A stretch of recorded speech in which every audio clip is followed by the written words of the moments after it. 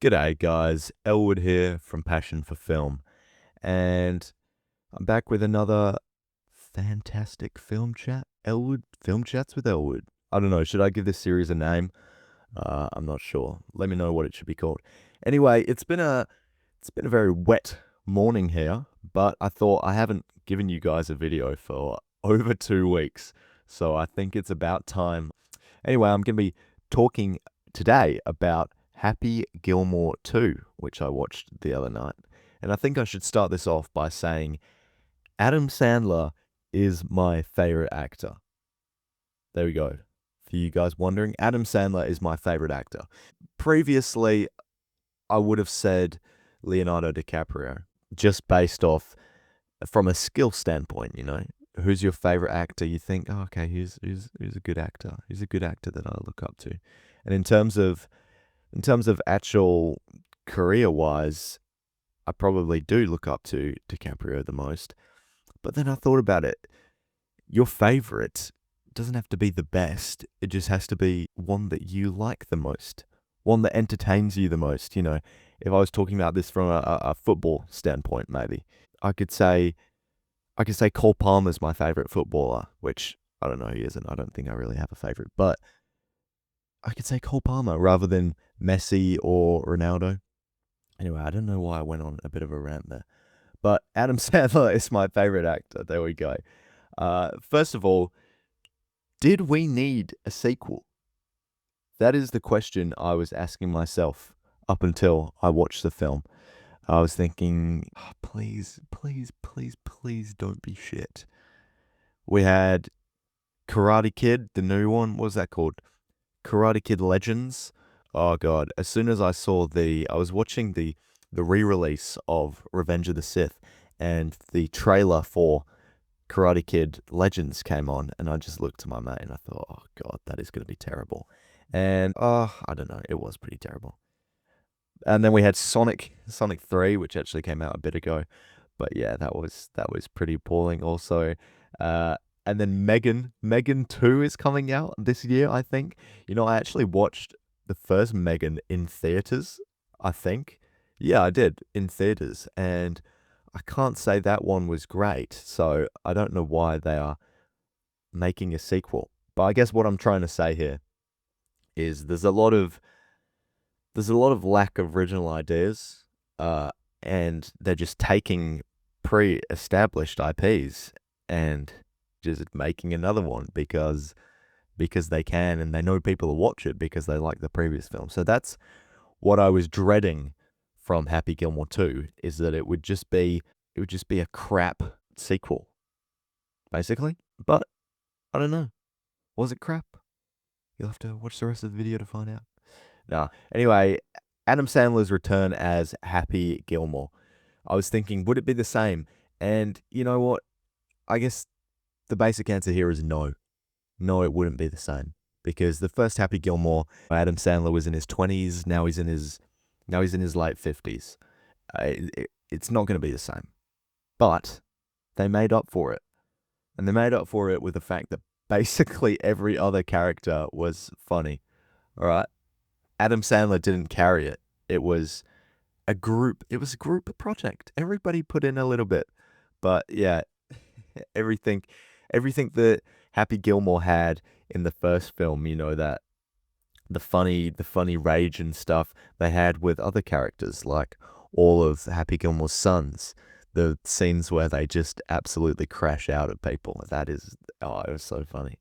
Uh, Something I want to talk a bit about, which is sort of on the same sort of plane as the Do We Need a Sequel, was my initial thoughts about Bad Bunny.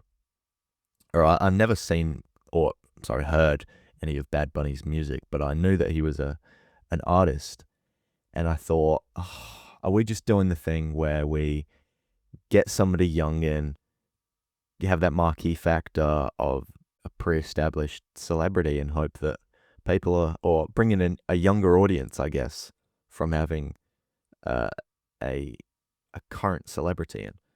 But I was pleasantly surprised in the fact that Bad Bunny wasn't just stuck in there to be Bad Bunny. He was actually a great actor, and he brought a very funny character to life. Yeah, he turned out being good. I guess that brings me on to the cameos in this film, because by God, there is so many cameos, and I know why they did it. It's fairly obvious why they did it. It's just, and like I was saying before, or actually I haven't said, it's like I'm going to say at the end. Sorry. No, but it's a fun film, and from a fun film, what's more fun than playing a little bit of Where's Wally, I guess, and saying, "Oh, I know that guy," because obviously you're not going to make an amazing Happy Gilmore 2. It's not going to be an amazing film. I don't see a way where it could have been an amazing film, so they just fully leaned into the fun side by having a crap ton of cameos, and I've got some of them written down. I'm going to go through them. We had Steve Buscemi, which he's been in the Sandler films for quite a while. He played one of the neighbors. We've got Adam Sandler's wife and both of his daughters as well, which played fairly big parts. I think bigger than they usually have in an Adam Sandler film. Well, in You're So Not Coming to My Bar Mitzvah, which was mainly Sonny Sandler. I would say that's different. I wouldn't say that's an Adam Sandler film, but he was in it. Ben Stiller, who was obviously from the previous film, and yeah, he's great. He's come back just as good as he was before. They cut to media stuff of different people talking about what's going on as though it was in real life. And we had the Bad Friends podcast. We had the Bad Friends podcast. Bobby Lee and Andrew, what's his name? Santino. Sorry, Andrew. Yeah, we also had, I love those guys, by the way. I love the Bad Friends podcast. Whenever I see one of their clips, it just makes me laugh. Those guys are so great. Their chemistry is awesome. And they're both actors. They're both comedians and actors as well. So it fit very well. Dennis Dugan, who is the director of the first Happy Gilmore film, he was actually in it. I think he played some commentator or something, that he actually was in the first film as well. So he reprised his role as that. Is that the right word? Reprised? I don't know. Anyway, we also had a lot of actual golfers, and I've just, rather than writing them all down, I've just put them under that title, actual golfers, because there was a lot. Basically, in all of the scenes where it is the people with the golden jackets, I'm pretty sure most of those are actual golfers, as well as on the tour, there's a bunch as well. Who else do we have? We had Travis Kelce, who, I don't know, I don't watch American football, but he's an American football player, and also happens to be Taylor Swift's boyfriend, or was. I don't know if he still is. Actually, I'm gonna fact check that real quick. Okay, fact checked. They're still together. Okay, I just thought I better not spread false information. Anyway, who else we got? We've got Rob Schneider. You can do it. He was on the tricycle saying you can do it, which is from The Waterboy, which I've actually done a little review on my channel before if you want to check that out. It's not in the same form as these videos are, but it's from me, so you might as well check it out. Anyway, we've got Post Malone, which I do like some of the Post Malone stuff. We got another rapper in there. I don't know. I assumed that Bad Bunny was a rapper just because of the name Bad Bunny. If he was a pop star, he would be called Nice Bunny or Good Bunny. Never mind, that sounded weird, but I assume he's a rapper. Let me know if I'm wrong.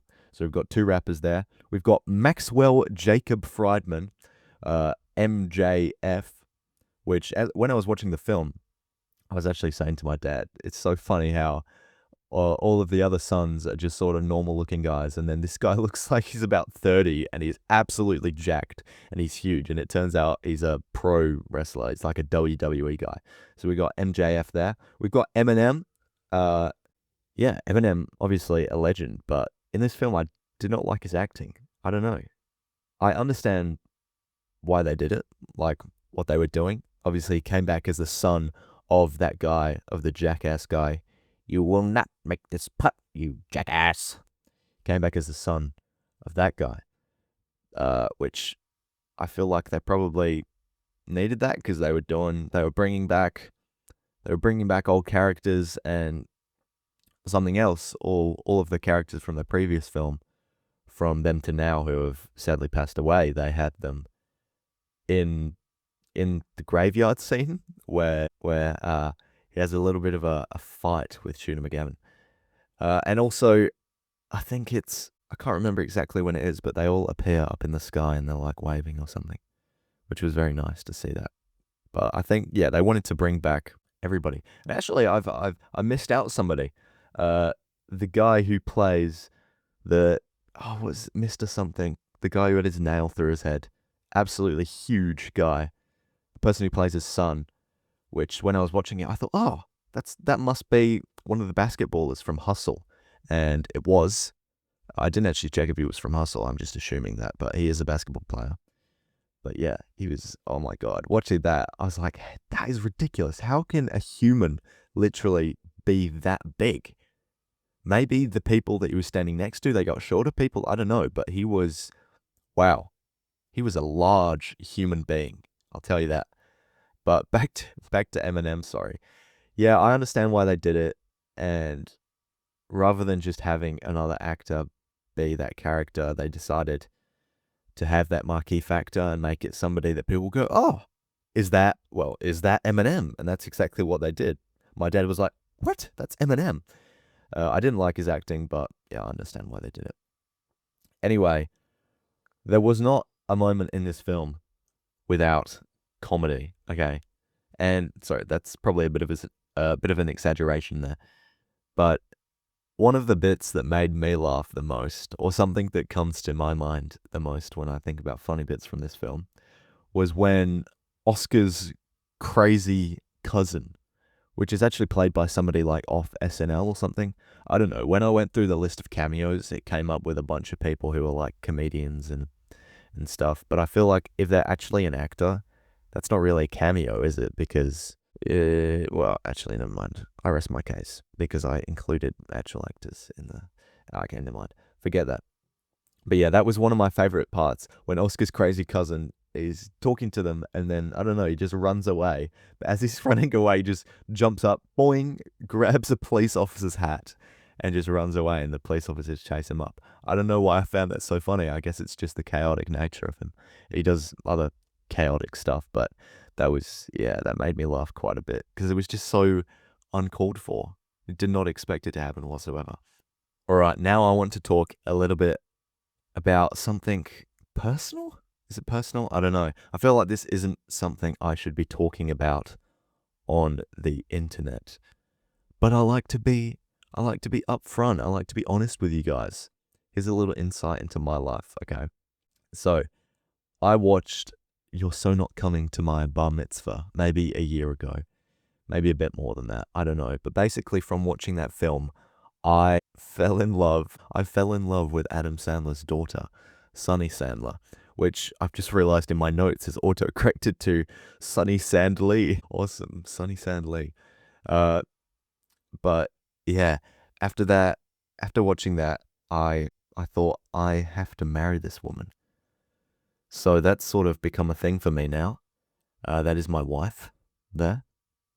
So it was kind of nice to see my wife in this film. But oh God, no, it was bad. I remember going to a friend and just telling them I'm obsessed and it hurts me inside that I'm not with her or probably never going to meet her. Anyway, I'm trauma dumping on the internet. Not a good thing. Let's continue. All right, let's end it off there, okay? Before things get too out of hand, okay? Let's end it there. All right. My final thoughts on this film, all right? Happy Gilmore 2. Did it live up to the standards that I was putting it at, I suppose? Well, the thing about this film is I didn't actually watch anything beforehand. I saw, like, the first teaser trailer, I think. What did I say? Teaser. I meant teaser trailer. Interesting. Okay. But I saw the first teaser, and I didn't want to watch anything else because I thought if I end up watching stuff, then I'm probably gonna end up being disappointed when I watch the film. So I didn't want that. I wanted to go in blind. So I didn't watch much. And I've completely forgot where I was going with that. But anyway, this film, this this film was, it wasn't an amazing film because, like I was saying before, it was never going to be an amazing film, but it was definitely an entertaining film, and it was a very fun film. And my favorite Adam Sandler film is Happy Gilmore, so that's kind of why I didn't want it to be ruined for me. I guess that makes more sense now. But it was a very fun film, and I did not mind it at all. I did not mind it one bit. So I had lots of fun watching this film. And yeah, that's all for you guys today. Or for you guys. There's more for me. I don't know. Anyway, see you later, guys. Have a nice day. Bye bye now.